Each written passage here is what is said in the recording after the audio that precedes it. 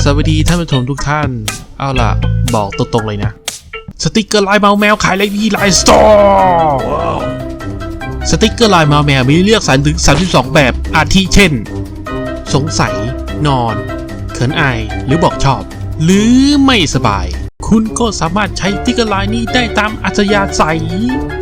และตอนนี้เราจะไปสัมภาษณ์ผู้ที่ใช้สติกเกอร์ลายเมาแมวกันนะครับเป็นสติกเกอร์ที่น่ารักสุดๆไปเลยค่ะโดยเฉพาะที่ดาน่ารักสุดๆเลยผมชอบสติ๊กเกอร์นี้มากเลยแต่รู้สึกกระปือมันมีน้อยกันเลยอยากให้มีเพิ่มมากกว่านี้นะครับเป็นยังไงบ้างครับสำหรับสติกเกอร์ลายของเราอยากซื้อไหมครับสติกเกอร์ลายไม่เห็นน่าซื้อเลยมึงพูดอีกทีสิซื้อ